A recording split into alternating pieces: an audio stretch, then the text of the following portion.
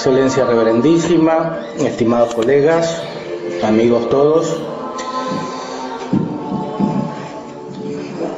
agradezco en nombre de todos los que formamos este equipo de trabajo y de reflexión acerca de los temas de la psicología en relación con la fe, la presencia en este simposio y en esta Universidad Católica Argentina. Hoy me voy a referir a uno de los aspectos más difíciles desde el punto de vista teórico para la comprensión del problema de la psicología actual, que corresponde al discernimiento de sus niveles epistemológicos, es decir, cuál es la condición científica de la psicología y cuál es la relación de la psicología respecto de la ciencia suprema, la luz de la revelación, que es la teología sobrenatural, y respecto de las diferentes ciencias filosóficas, de las cuales la más elevada es la metafísica, que con sus principios universales comanda el desarrollo de todas las otras ciencias humanas. He elegido un método particular para exponer este pensamiento que corresponde a la índole no solamente de la psicología misma, sino también del problema de la psicología en el contexto de la cultura contemporánea y en el contexto de la reflexión de fe.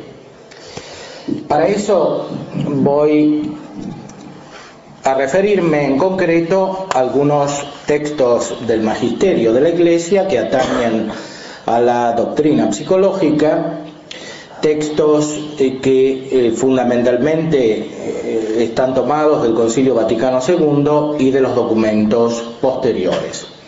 El doctor Martín Echavarría mañana se va a referir a un antecedente muy importante en el Magisterio de la Iglesia, que es la doctrina de Pío XII, anterior al Concilio Vaticano II, pero que tiene presencia en el mismo concilio. Para entender mejor el problema epistemológico, primero voy a presentar un tema específico en el magisterio especialmente, y después lo voy a confrontar con la doctrina de uno de los principales psicólogos del siglo XX, que es Sigmund Freud. Ciertamente no tenemos oportunidad aquí de referirnos a una amplia gama de pensamiento psicológico de muchas corrientes. Aquí he elegido a Freud y he elegido un tema particular que voy a confrontar con las afirmaciones del Magisterio de la Iglesia. A partir de esta confrontación vamos a deducir algunos principios fundamentales para entender la relación entre las ciencias, que es el tema que nos ocupa aquí. En primer lugar, encontramos en el concilio una referencia a la psicología que tiene dos vertientes. Por un lado, hay una cierta caracterización optimista de los estudios psicológicos. En cierta manera hay como un impulso a usar lo que en los últimos tiempos ha sido un avance en la psicología. Por otra parte, hay una puesta en guardia respecto de algunos aspectos problemáticos de la psicología misma. Por eso en el concilio encontramos una expresión particular que es esta: es necesario formar, por ejemplo, a los sacerdotes en los seminarios según los principios de una sana psicología. Mientras que respecto de la pedagogía, por ejemplo, dice hay que formarlos según rectos principios pedagógicos o según los avances de la pedagogía. En el caso de la psicología pone este calificativo, una sana psicología, y lo dice dos veces, la sana psicología. ¿Por qué es esto? Ciertamente es evidente que puede haber una psicología que no es sana, según el magisterio de la Iglesia, especialmente en este momento solemne que es el del Concilio Vaticano II. Por ejemplo, en un texto de la Optatam Totius, que se refiere a la formación sacerdotal, leemos: en los seminarios menores, erigidos para cultivar los gérmenes de la vocación, los alumnos se han de preparar por una formación religiosa peculiar, sobre todo por una dirección espiritual conveniente, para seguir a Cristo Redentor con generosidad de alma y pureza de corazón. Su género de vida, bajo la dirección paternal de los superiores, con la oportuna cooperación de los padres, sea la que conviene a la edad, espíritu y evolución de los adolescentes, y conforme en su totalidad a las normas de la sana psicología, sin olvidar la adecuada experiencia segura de las cosas humanas y la relación con la propia familia. El concilio quiere adaptar la formación de los sacerdotes a las circunstancias del mundo actual. Esa adaptación claramente no significa el cambio de los principios doctrinales, no significa el abandono de las verdades de la fe o de las verdades morales, sino que significa un ejercicio de la virtud de la prudencia, que es la recta razón de las cosas por obrar en circunstancias particulares. Para eso, especialmente cuando se trata de personas muy jóvenes, como son las que están en los seminarios menores, es necesario conformarse a las normas de una sana psicología. Por otra parte, el mismo documento se refiere a la psicología no ya para ser aplicada en la formación, sino para ser estudiada. Y este es un tema que después se hará presente, y veremos la importancia en otros documentos posteriores de la Iglesia, sea de los sumos pontífices, sea de las congregaciones romanas. Dice en el número 11, obsérvense exactamente las normas de la educación cristiana y complétense convenientemente con los últimos hallazgos de la sana psicología y de la pedagogía, por medio de una educación sabiamente ordenada. Hay que cultivar también en los alumnos la necesaria madurez humana, la cual se comprueba sobre todo en cierta estabilidad de ánimo, en la facultad de tomar decisiones ponderadas y en el recto modo de juzgar sobre los acontecimientos y los hombres. Es decir, tiene que haber una conveniente formación según los hallazgos de la sana psicología y de la pedagogía. Sana psicología es una expresión que hace referencia a un cierto contexto. Recordemos que el Concilio Vaticano II es de la primera parte de los años 60.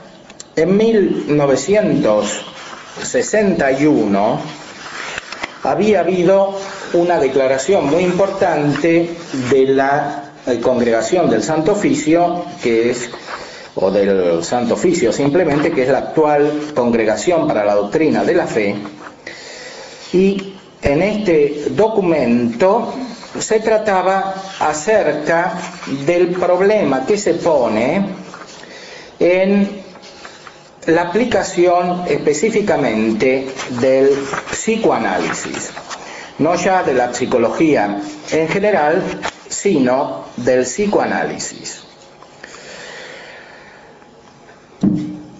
Aquí se pide a los obispos, a los decanos de las facultades de teología, a los superiores de los seminarios, a los superiores religiosos, que tengan un cuidado muy especial en el estudio de la teología moral por lo que se refiere a la sexualidad, que se conformen totalmente con la doctrina de la Iglesia, con la doctrina moral de la Iglesia, afirmada también con autoridad por el magisterio.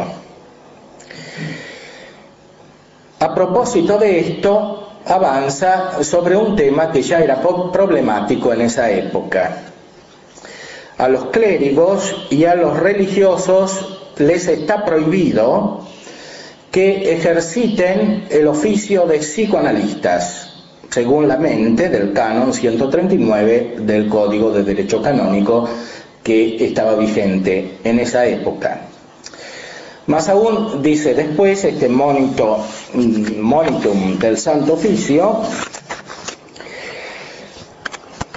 hay que rechazar la opinión de aquellos que afirman que tiene que haber una previa institución psicoanalítica y que es totalmente necesaria para recibir las órdenes sagradas, o que los candidatos al sacerdocio y a la profesión religiosa tienen que someterse a exámenes psicoanalíticos y a investigaciones. Aquí usa la palabra en latín propria dicta psicoanalítica examina. Psicoanálisis, sabemos todos, es la doctrina de Freud. Freud es, según él mismo, el fundador del psicoanálisis, y en el contexto de los estudios psicológicos, la palabra psicoanálisis tiene un sentido muy preciso.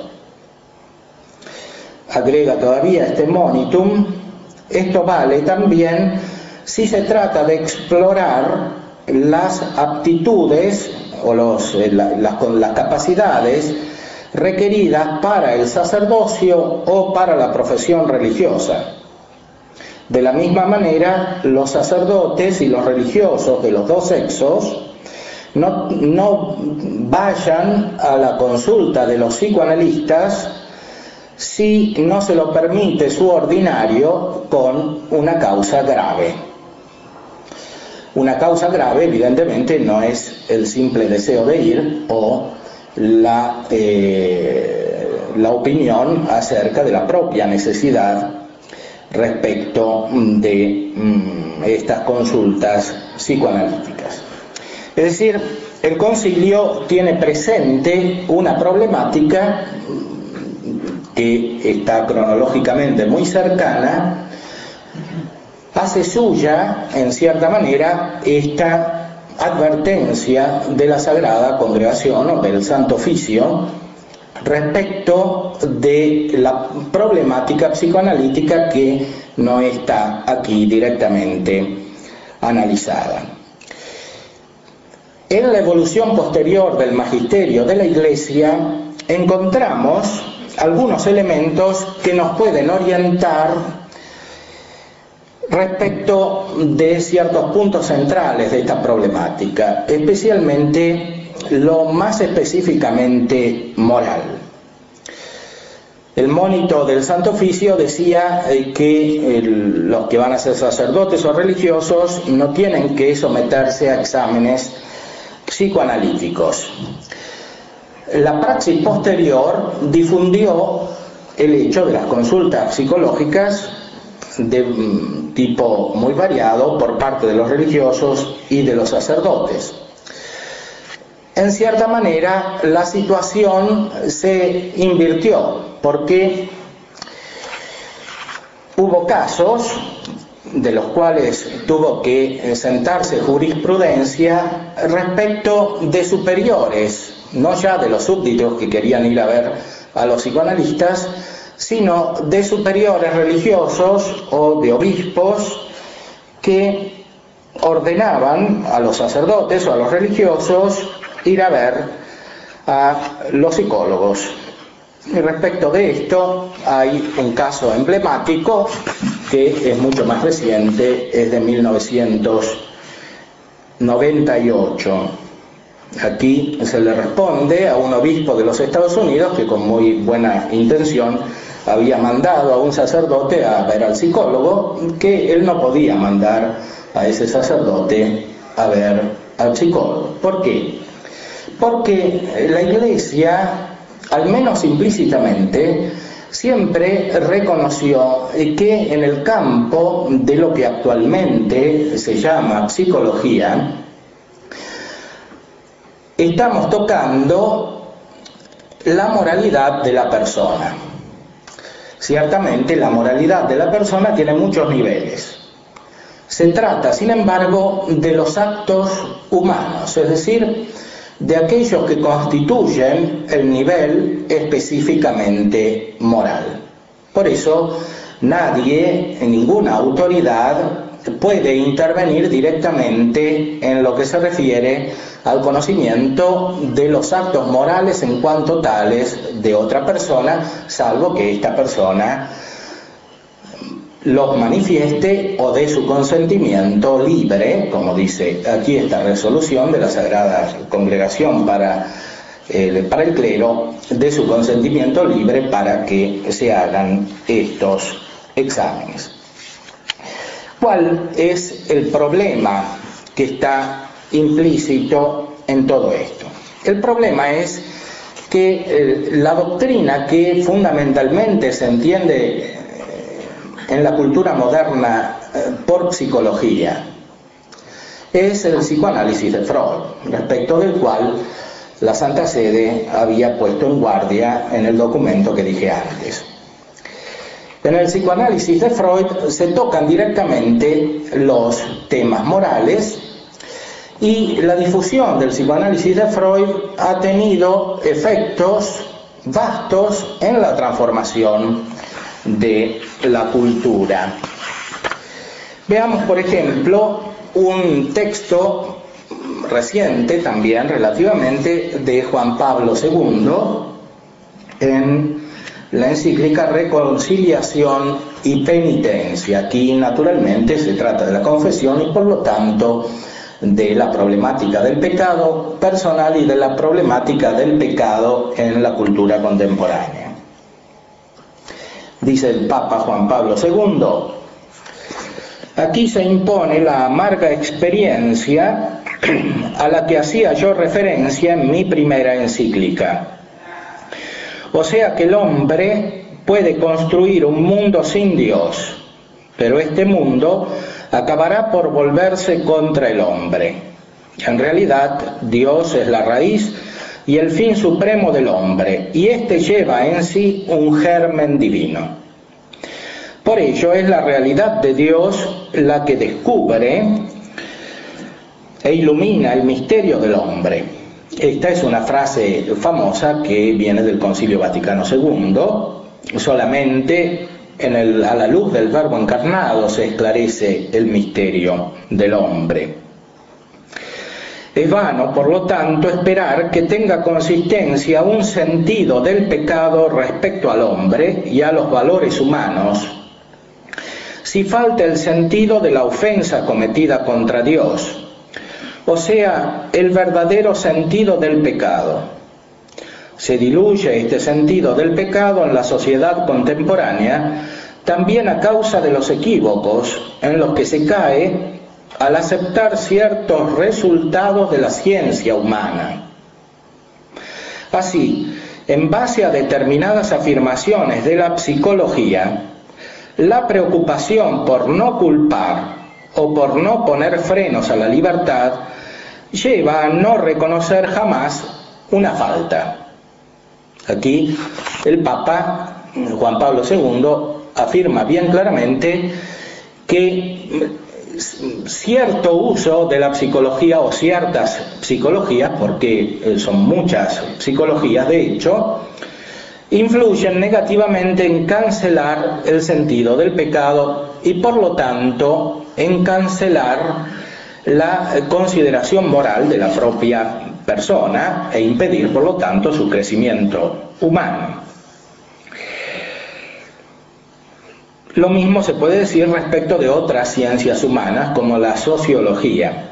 Por una indebida extrapolación de los criterios de la ciencia sociológica, se termina, como ya he indicado, con cargar sobre la sociedad todas las culpas de las que el individuo es declarado inocente.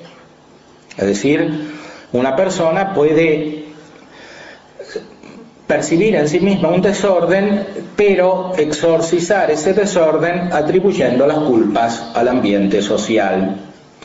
A su vez, también una cierta antropología cultural, a fuerza de agrandar los innegables condicionamientos e influjos ambientales e históricos que actúan en el hombre, limita tanto su responsabilidad que no le reconoce la capacidad de ejecutar verdaderos actos humanos y por lo tanto la posibilidad de pecar, etcétera. Después se refiere a problemas específicamente morales de la ciencia moral, que son tratados más adelante en la encíclica Veritatis Splendor, de la cual hablaremos mañana. Aquí simplemente un adelanto de la problemática de esta encíclica. El Papa vuelve sobre los criterios de las ciencias humanas. Para ciertas ciencias humanas desarrolladas de un modo determinado, especialmente la psicología, puede ser normal lo que en la esencia de la realidad humana no lo es. Dice el Papa: mientras las ciencias humanas, como todas las ciencias experimentales, parten de un concepto empírico y estadístico de normalidad, la fe enseña que esta normalidad lleva consigo las huellas de una caída del hombre desde su condición originaria, es decir, está afectada por el pecado. Solo la fe cristiana enseña al hombre el camino del retorno al principio, un camino que con frecuencia es bien diverso del de la normalidad empírica. En este sentido, las ciencias humanas, no obstante todos los conocimientos de gran valor que ofrecen, no pueden asumir la función de indicadores decisivos de las normas morales. El Evangelio es el que revela la verdad integral sobre el hombre y sobre su camino moral. Y de esta manera instruye y amonesta a los pecadores y les anuncia la misericordia divina, que actúa incesantemente para preservarlos tanto de la desesperación de no poder conocer y observar plenamente la ley divina, cuanto de la presunción de poderse salvar sin mérito. Además, les recuerda la alegría del perdón, solo el cual da la fuerza para reconocer una verdad liberadora en la ley divina, una gracia de esperanza, un camino de vida. En este sentido, podemos delinear ya algunas líneas en la evolución del magisterio posterior al Concilio Vaticano II. Por una parte, se reconocen los aportes que puede dar una consideración psicológica. Por otra parte, se pone en guardia acerca de los peligros de las psicologías de hecho existentes, y especialmente, como vimos en el Santo Oficio, respecto del psicoanálisis, que es la psicología de Freud. Esta evolución podemos verla de alguna manera realizada de manera paradigmática en lo que se refiere al sacerdote. El sacerdote, en los documentos del concilio y en los posteriores, es invitado a tener los elementos válidos de la psicología. Sin embargo, no es alentado para ir a consultar a los psicólogos. Dicho de otra manera, el sacerdote, a la luz de la fe, es aquel que de una manera superior puede considerar la síntesis entre los elementos naturales, que puede aportar una consideración psicológica a distintos niveles, y la luz de la fe, que da la resolución última de los problemas humanos, porque hace ver lo que atañe al pecado es decir, al desorden fundamental o a la enfermedad fundamental del hombre que está en su espíritu, y lo que concierne a la gracia, que es la solución radical y última de la enfermedad humana. Dice Juan Pablo II en un documento sobre la formación de los sacerdotes de 1992: los obispos, en primer lugar, tienen que sentir su grave responsabilidad respecto de la formación de aquellos que serán encargados de la educación de los futuros presbíteros. Para este ministerio se deben elegir sacerdotes de vida ejemplar, que posean diversas cualidades: la madurez humana y espiritual, la experiencia pastoral, la competencia profesional, la estabilidad en la propia vocación, la capacidad de colaboración, la preparación doctrinal en las ciencias humanas, especialmente la psicología, correspondiente al oficio, el conocimiento de los modos para trabajar en equipo. Salvadas las distinciones entre fuero interno y fuero externo, la oportuna libertad de elección de los confesores y la prudencia y la discreción que convienen al ministerio del director espiritual, la comunidad presbiteral de los educadores se debe sentir solidaria en la responsabilidad de educar los candidatos al sacerdocio. Es decir, aquí se inserta lo válido, según lo había indicado el concilio, de la observación psicológica a nivel que podríamos llamar experimental, en un contexto más amplio, que es el contexto de los conocimientos doctrinales acerca de la fe, de la madurez humana y espiritual, de la experiencia pastoral, de la estabilidad en la propia vocación, etc. Todo esto es imposible, por definición, sin la gracia divina, porque las partes principales de estas cualidades están asentadas en la gracia divina. Y como anuncié al principio, voy a ilustrar esta problemática ahora refiriéndome a un tema particular, para que se vean las implicaciones de lo que en la doctrina de la Iglesia y en sus documentos hemos visto de una manera general. Tengo aquí delante un texto de algunas cuestiones de ética sexual de la Congregación para la Doctrina de la Fe, del año 1975. Todavía estaba Pablo VI. Aquí se habla de la masturbación, un problema importante, especialmente en los jóvenes, respecto de del cual confluyen problemáticas de tipo psicológico. Los psicólogos, y muy especialmente Freud, se ocupan de esto.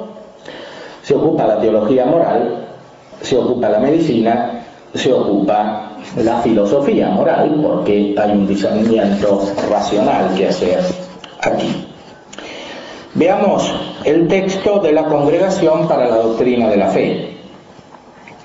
Muchas veces hoy se pone en duda o se niega expresamente la doctrina tradicional católica, según la cual la masturbación constituye un grave desorden moral. La psicología y la sociología, se dice, demuestran que sobre todo entre los adolescentes ella es un fenómeno normal de la evolución de la sexualidad. No habría una culpa real y grave, sino en la medida en la cual el sujeto se diese deliberadamente a una autosatisfacción cerrada en sí misma, una ipsación. Porque en tal caso el acto sería radicalmente contrario a esa comunión amorosa entre personas de diverso sexo que según algunos sería aquello que principalmente se busca en el uso de la facultad sexual. Aquí hay muchos temas implícitos. Este documento es posterior al Concilio Vaticano II. Según algunos, el concilio habría abolido la primariedad del fin del matrimonio en la procreación y la ayuda mutua o la comunión estarían al mismo nivel o incluso a un nivel superior. A partir de esta valoración se sacaría la conclusión de que solamente la masturbación sería desordenada cuando impediría una comunión entre las personas y no cuando fuese realizada de una manera natural como un estadio de la evolución natural del joven. Como veremos a continuación, este pensamiento deriva directamente del influjo de Freud, que tiene un pensamiento muy determinado acerca de este tema y que ha influido mucho. A esta concepción responde el mismo documento.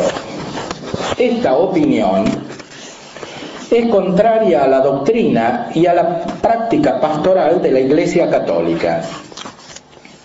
Sea cual fuere el valor de ciertos argumentos de orden biológico o filosófico, de los cuales a veces se sirvieron los teólogos, de hecho, sea el magisterio de la Iglesia, en la línea de una tradición constante, sea el sentido moral de los fieles, han afirmado sin dudar que la masturbación es un acto intrínsecamente y gravemente desordenado. La razón principal es que, cualquiera que sea el motivo, el uso deliberado de la facultad sexual fuera de las relaciones normales conyugales contradice esencialmente su finalidad. A tal uso falta, en efecto, la relación sexual requerida por el orden moral, la que se realiza en un contexto de verdadero amor, el sentido íntegro de la mutua donación y de la procreación humana. Solamente a esta relación regular se debe reservar todo ejercicio deliberado de la sexualidad. Aun si no se puede establecer con certeza que la Escritura reprueba este pecado con una denominación particular, la tradición de la Iglesia justamente entendió que él era condenado en el Nuevo Testamento cuando éste habla de impureza o de falta de pudor o de otros vicios contrarios a la castidad y a la continencia. De nuevo pasa al ámbito sociológico. Hay un fenómeno paralelo respecto de la sociología. Las investigaciones sociológicas pueden indicar la frecuencia de este desorden según los lugares, las poblaciones o las circunstancias tomadas en consideración. Así se revelan hechos, pero los hechos no constituyen un criterio que permite juzgar el valor moral de los actos humanos. La frecuencia del fenómeno en cuestión es ciertamente algo que hay que relacionar con la debilidad innata del hombre como consecuencia del pecado original, pero también con la pérdida del sentido de Dios, la depravación de las costumbres generada por la comercialización del vicio, la licencia sin freno de tantos espectáculos y publicaciones, como también el olvido del pudor que custodia la castidad. La psicología moderna ahora retoma los aspectos positivos. La psicología moderna ofrece en materia de masturbación muchos datos válidos y útiles para formular un juicio más equitativo sobre la responsabilidad moral y para orientar la acción pastoral. Ella ayuda a ver cómo la inmadurez de la adolescencia que puede a veces prolongarse más allá de esta edad. El desequilibrio psíquico o el hábito contraído pueden influir sobre el comportamiento, atenuando el carácter deliberado del acto y hacer que subjetivamente no haya siempre culpa grave. Sin embargo, en general, la ausencia de grave responsabilidad no se debe presumir. Esto significaría desconocer la capacidad moral de las personas.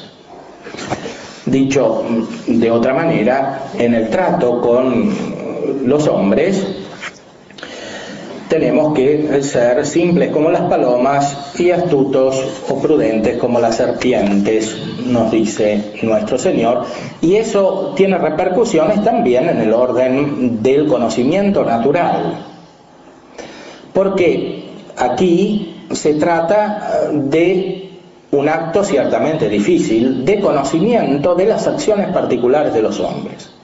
Nuestra inteligencia es débil, está más facilitada para lo universal que para lo particular, porque no es la ciencia creadora de Dios. Por eso vamos con dificultad hacia las acciones particulares de los hombres.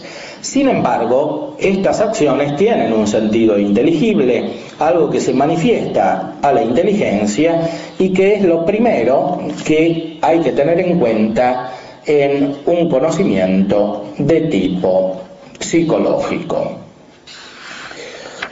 Otros documentos de la Iglesia nos advierten acerca de los peligros de banalizar todo el campo de la sexualidad, nos advierten acerca de la pérdida del sentido del pecado. La encíclica citada sobre la reconciliación y la penitencia tiene textos muy importantes acerca de esto que nos impulsan a considerar la vida humana en su integridad, y esta consideración no puede ser hecha sino a la luz de la fe.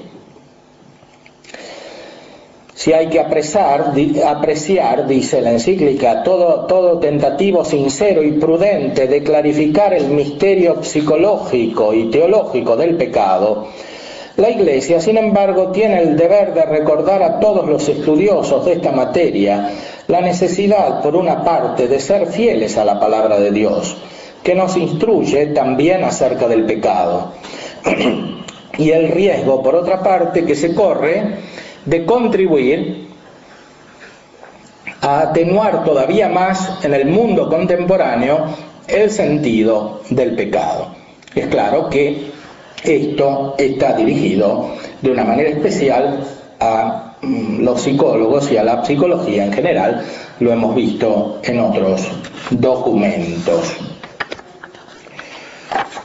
Dice también el Papa: desaparece este sentido del pecado en la sociedad contemporánea también por los equívocos en los cuales se cae tomando ciertos resultados de las ciencias humanas. De esta manera, en base a algunas afirmaciones de la psicología, la preocupación de no inculpar o de no poner frenos a la libertad lleva a no reconocer nunca un pecado. Bueno, el Papa Juan Pablo II en esto es muy claro. El documento de la Congregación para la Doctrina de la Fe de la época de Pablo VI lo es, y el Concilio, por otra parte, lo es, y nos da también en este campo una iluminación general, porque pone como uno de los deberes principales de los laicos, entre los cuales están los psicólogos, luchar contra el demonio en las estructuras propias del humano. Y es claro que el caso en el cual esta lucha se da por excelencia, el campo de batalla principal es el alma del hombre, de la cual trata el psicólogo. Podríamos ver todavía otros textos. Vamos a pasar ahora a ver esta problemática en el pensamiento de Freud para sacar algunas consecuencias respecto de la constitución y de la tarea de una psicología recta, a partir de lo que vimos en los documentos de la Iglesia.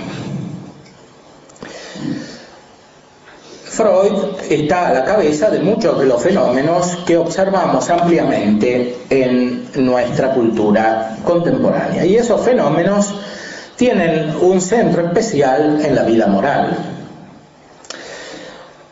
El tema que elegimos para confrontar con la posición del magisterio de la Iglesia aparece a lo largo de todo el pensamiento de Freud, desde el principio hasta el final. Veamos ya un texto de 1887 de las cartas a Flies. Dice Freud: de cuanto expuesto se desprende que las neurosis pueden ser completamente prevenidas, pero que también son totalmente incurables. Así, todos los esfuerzos del médico han de concentrarse en la profilaxis. La primera parte de esta tarea, es decir, la prevención de los daños sexuales del primer periodo, equivale a la profilaxis de la sífilis y de la plenorragia, pues estas son las enfermedades que amenazan a todo el que se sustrae a la masturbación. La única alternativa sería la posibilidad de relaciones sexuales espontáneas entre los jóvenes y las niñas libres. Pero solo se podría recurrir a esta solución contando con métodos anticoncepcionales inocuos. De lo contrario, las alternativas son la masturbación, con neurastenia en el hombre e histeroneurastenia en la mujer, o la sífilis en el hombre con la heredosífilis en la generación siguiente, o la blenorragia del hombre con blenorragia y esterilidad de la mujer, etc. Aquí Freud todavía no había desarrollado su pensamiento, que inicia con el libro sobre la interpretación de los sueños de una manera más propia. Sin embargo, ya estaba presente la problemática. Era un médico materialista todavía, y decía: hay que colaborar a la higiene de la sociedad, y o se cae en la masturbación con la neurosis que sigue a la masturbación, o se deja este amor libre, y para eso hay que difundir los métodos anticonceptivos. Esto es una especie de profecía de lo que iba a suceder en los años sucesivos. Freud, a lo largo de toda la evolución de su pensamiento, presenta este tema de la masturbación como un punto central. Veamos, por ejemplo, nada menos que un congreso sobre la masturbación que hicieron en Viena en 1912 los miembros de la Sociedad Psicoanalítica. Salteo todas las consideraciones de estos doctores vieneses del principio del siglo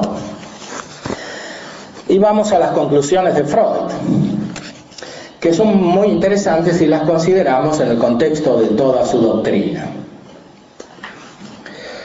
Aquí Freud ya había evolucionado, no era una consideración meramente médica, era propiamente psicológica o psicoanalítica.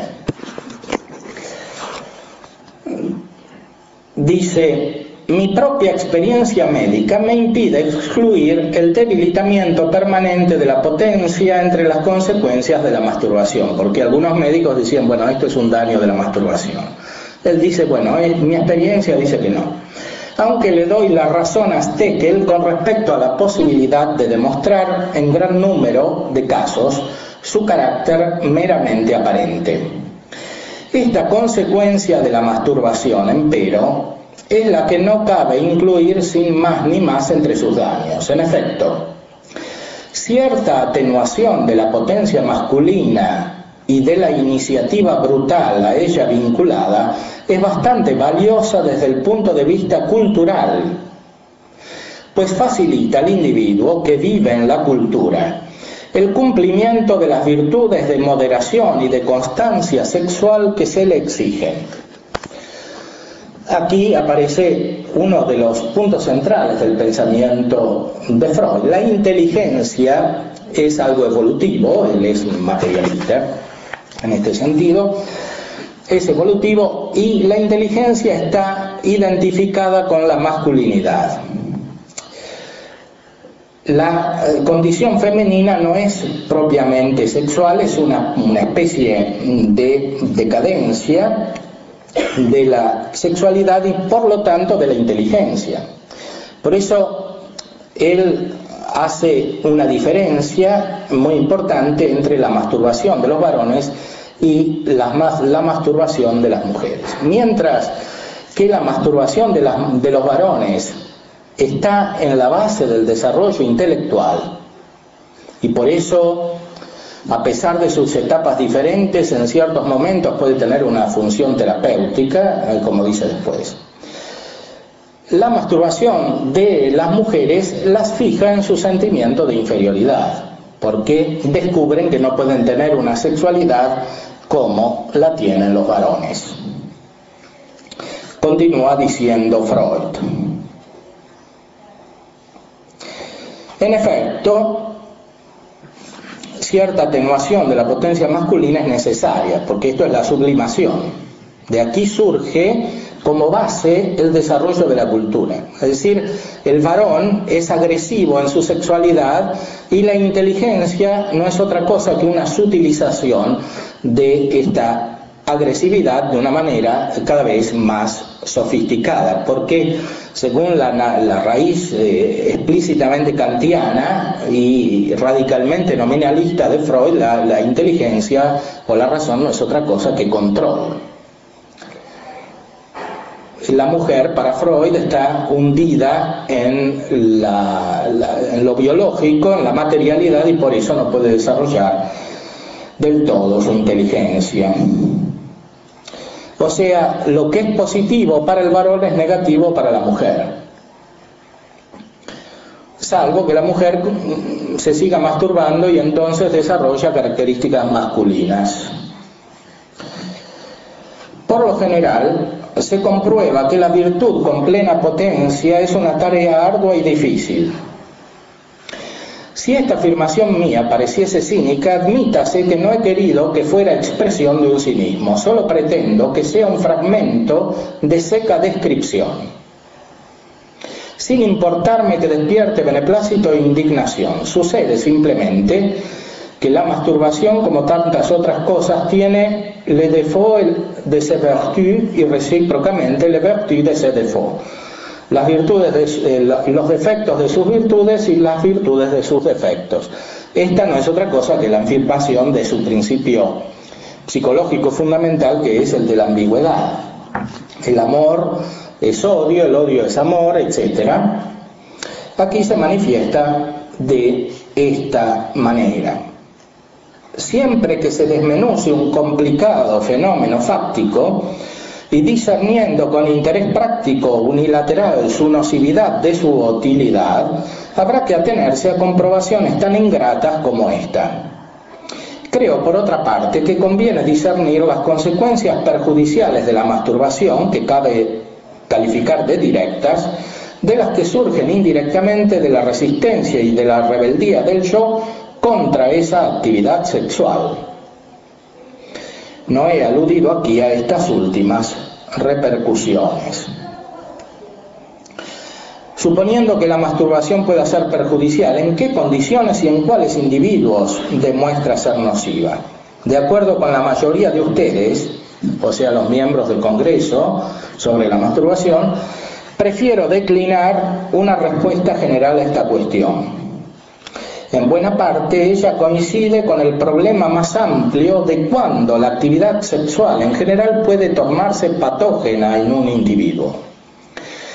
Si deducimos esta coincidencia, quédanos la cuestión de detalle vinculada a las características particulares de la masturbación, en la medida en que ésta representa una forma particular de satisfacción sexual.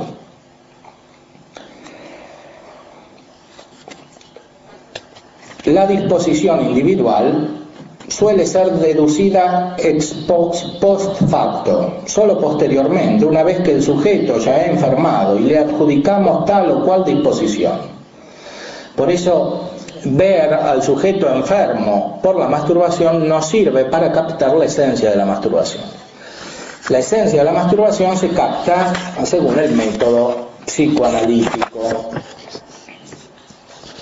Podría señalarles todavía un tema que ha sido demasiado poco tratado en nuestras discusiones, el de la denominada masturbación inconsciente.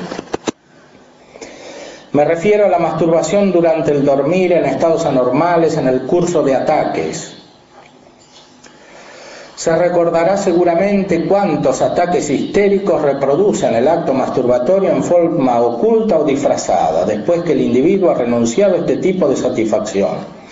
Y cuántos síntomas de las neurosis obsesivas tienden a sustituir y a repetir esta forma de actividad sexual prohibida otrora. Se puede hablar asimismo de un retorno terapéutico de la masturbación. Es decir, hay una forma patológica en que se presenta la masturbación y hay una forma terapéutica, porque incluso puede ser favorecida la masturbación para favorecer a su vez la evolución sexual y psicológica, las dos cosas están intrínsecamente unidas, de una persona.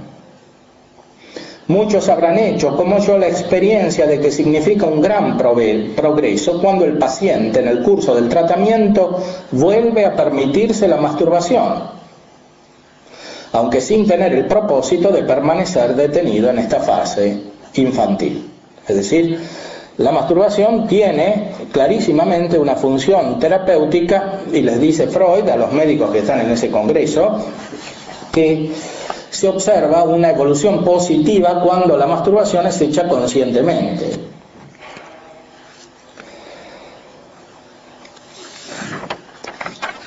Hay otros textos que manifiestan lo que adelanté antes acerca de la diferencia entre el varón y la mujer, y esto ya más profundo muestra lo más esencial del pensamiento de Freud y cómo las observaciones aparentemente experimentales están unidas con juicios de tipo moral y con juicios más aún de tipo filosófico y cuasi metafísico, porque no se trata de metafísica en el sentido propio del término.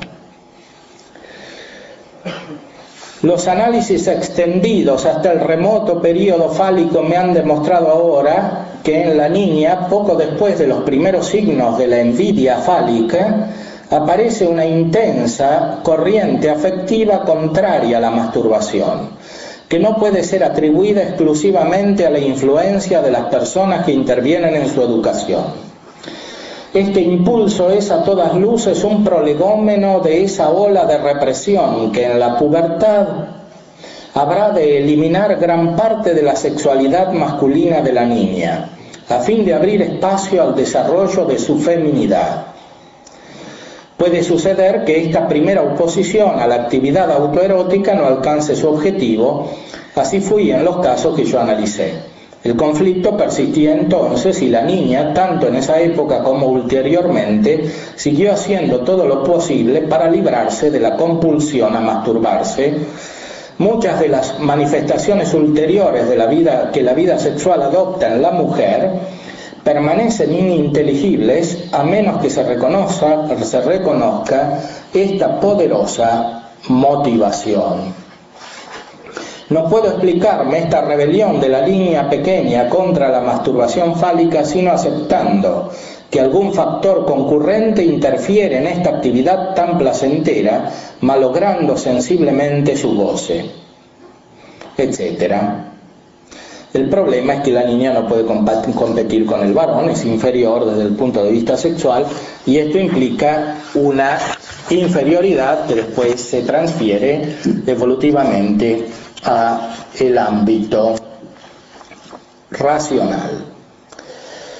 Esto es una característica permanente del pensamiento de Freud. Lo confirma con un texto iluminista.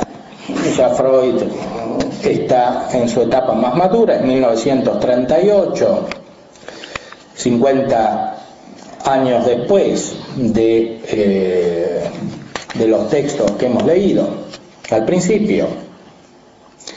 Dice al final Freud: más de un siglo antes de surgir el psicoanálisis, el filósofo francés Diderot, el de la enciclopedia, confirmó la importancia del complejo de Edipo al expresar en los siguientes términos la diferencia entre prehistoria y cultura.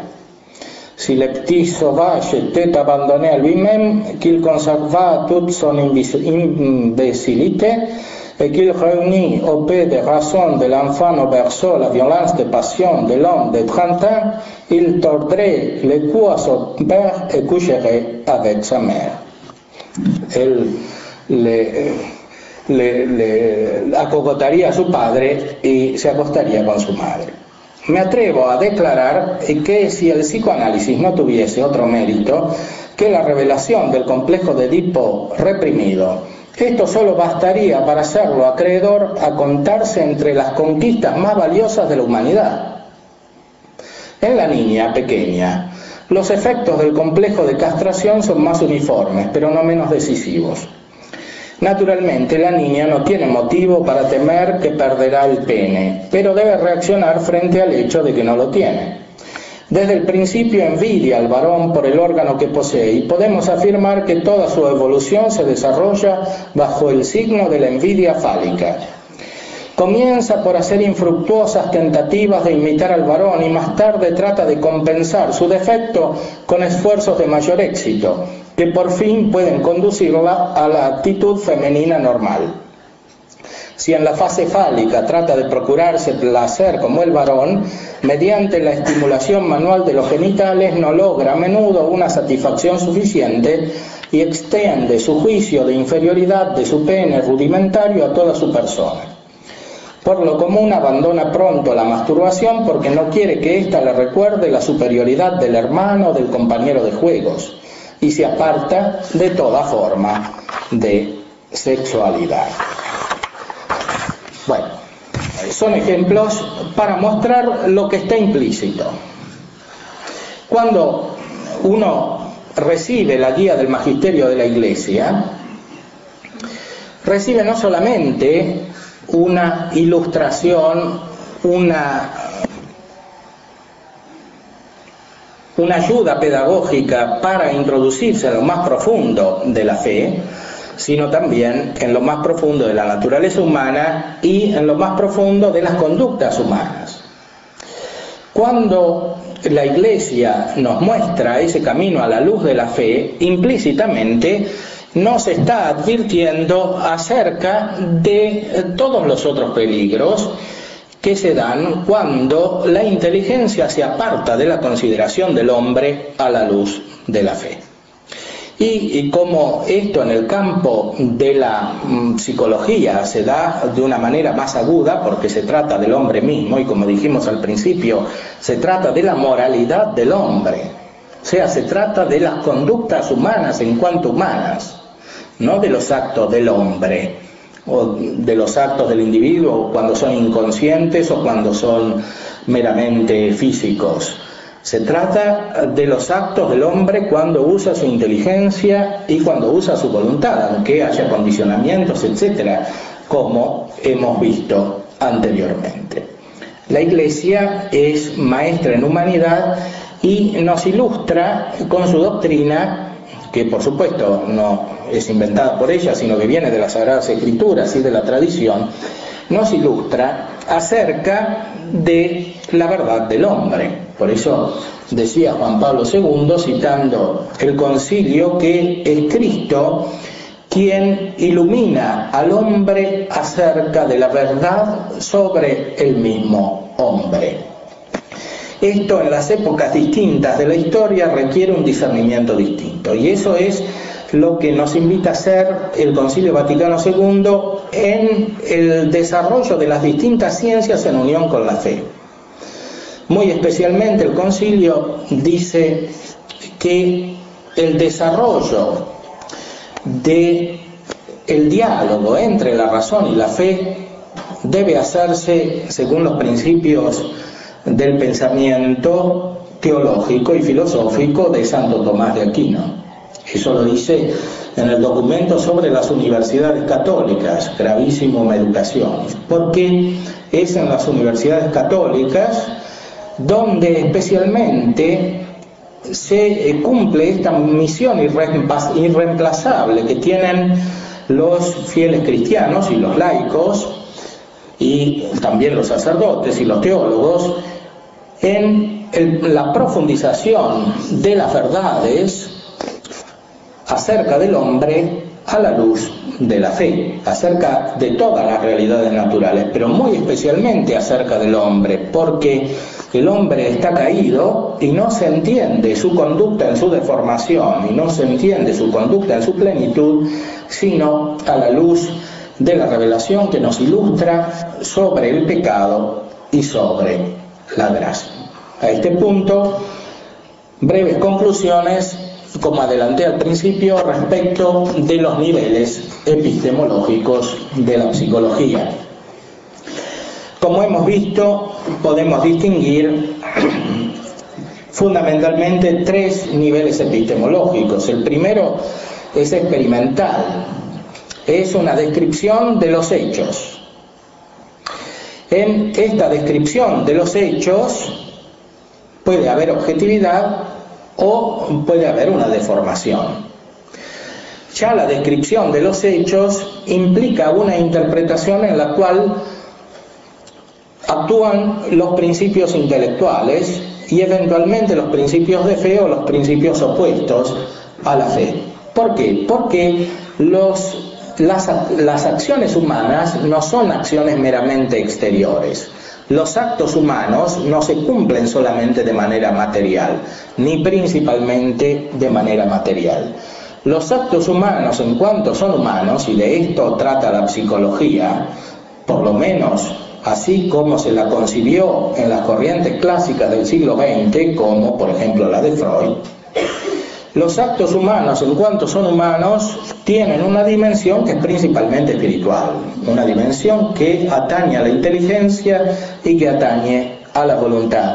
Y eso requiere un modo de conocimiento que es propio de la inteligencia cuando conoce la realidad humana en su esencia y cuando conoce la realidad humana en su particularidad, cosa que no es posible totalmente sin la luz de la fe, porque la ciencia humana es deficiente, la ciencia humana es débil, no entra en lo particular.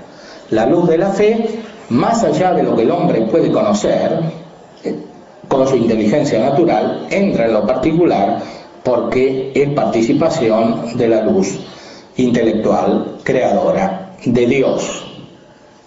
El segundo nivel epistemológico es un nivel ético, propiamente ético.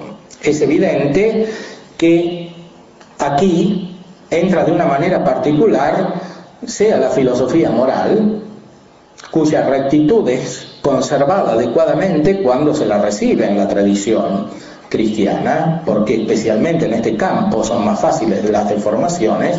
Ya lo decía San Pablo en la carta a los romanos, en el primer capítulo, que los romanos y los gentiles se habían deformado moralmente, se habían vuelto homosexuales, etc. Y después trataron de justificar con su pensamiento su acción. Y por eso no tienen excusa, dice San Pablo en el primer capítulo de la carta a los romanos. Especialmente en el campo filosófico-moral, que está implícito en toda psicología que sea digna de este nombre, es necesaria una iluminación por parte de la fe. Por otra parte, las conductas humanas en su última significación no pueden entenderse sino considerando su dimensión de pecado y su dimensión de ordenación hacia el fin, como nos recordaba al principio el Papa Juan Pablo II en su texto sobre la reconciliación y la penitencia. Y tenemos también, por último, un nivel epistemológico práctico terapéutico. Este nivel epistemológico puede realizarse por analogía, puede haber distintos tipos de psicología según los tipos de profundidad con los cuales se haga la consideración y con los cuales se emprenda la ayuda de la otra persona. Terapéutica es fundamentalmente una pedagogía individual respecto del otro para ayudarlo a recobrar el adecuado ordenamiento de sus propias conductas humanas. Aquí es especialmente importante la conciencia que tenga el psicoterapeuta de sus propios límites, o para utilizar la expresión de Mercedes Palet en una contribución a una jornada anterior que hemos realizado aquí en la universidad, la humildad del psicoterapeuta, es decir, la conciencia de la propia capacidad de ayudar. No todos pueden hacer lo mismo, no todos tienen las mismas capacidades. Hay algunos que incluso por su ministerio tienen que ayudar a las personas a un nivel de profundidad mayor que otros, y otros pueden desarrollar habilidades particulares que incluso requieren entrenamiento, estudio universitario, etcétera, a otro tipo de niveles. Lo importante es que, considerando con rectitud y sobre todo a la luz de la fe, que es la que da la verdadera perspectiva de los fenómenos humanos, considerando con rectitud las propias capacidades, el psicoterapeuta tenga conciencia de sus propios límites y además tenga conciencia de que lo principal en la ayuda de cualquier persona, visto cristianamente, es la gracia que viene de Dios, y que además tenga conciencia que siempre está presente la libertad de la otra persona y que por lo tanto no se trata de una mera técnica, no se trata de una mera transformación del otro o de una mera imposición, sino que se trata siempre de un diálogo interpersonal.